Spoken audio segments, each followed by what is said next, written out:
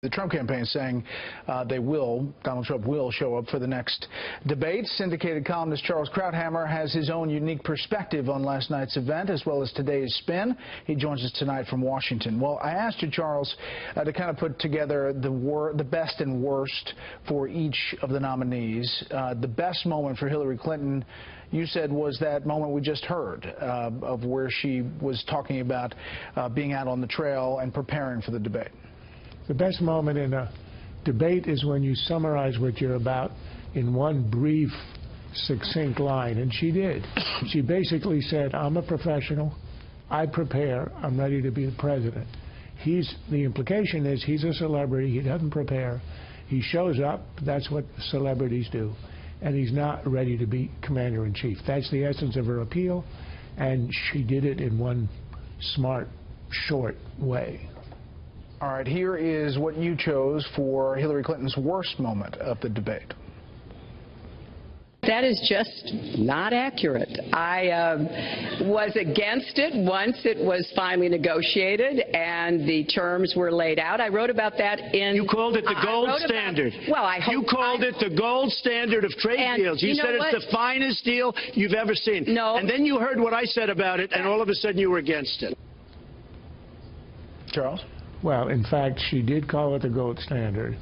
And this one exchange, this one issue exemplifies all that's wrong with the Clinton candidacy.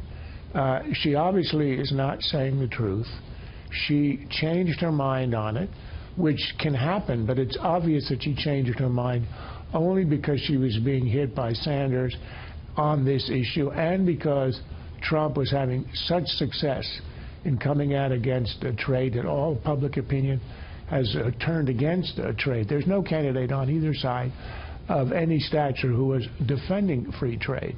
So she accommodates, she listens to which way the wind, she puts her finger up to feel which way the wind is blowing, and she goes that way.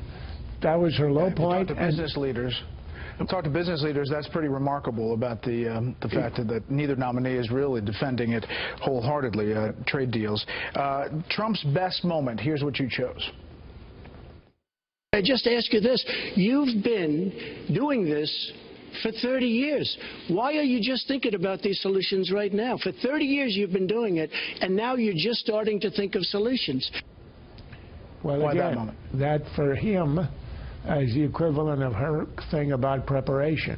His argument, his case is, I'm change, she's not. 2-to-1, the country thinks we're on the wrong track.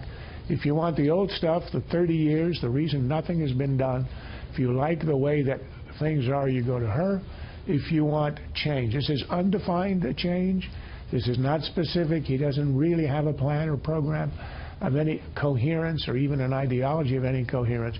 But this is the starkest change, status quo dichotomy, and that summarizes it in one line. All right, this is his worst moment, according to you. The only years that anybody's ever seen were a couple of years when he had to turn them over to state authorities when he was trying to get a casino license, and they showed he didn't pay any federal income tax.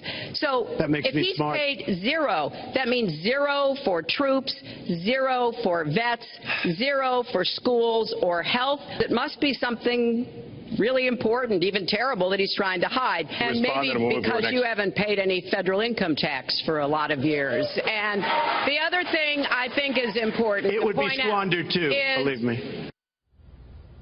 Charles? He couldn't resist the temptation to be the smart ass and to show that he's clever. Look, the pride he has is his success. That's how he defines himself. And he wasn't ashamed to admit that he could have done this. He was actually conceding that he may not have paid any income tax. Now, in a boardroom with a bunch of other CEOs and you're boasting about your success, you say that. You don't say it in a presidential campaign, whereas Hillary said today, if it's smart not to pay any taxes and you're a billionaire, then what about the rest of us? And I think this thing could have legs. First concession that he may not have paid taxes. Charles Krauthammer in D.C. Charles, as always, thank you.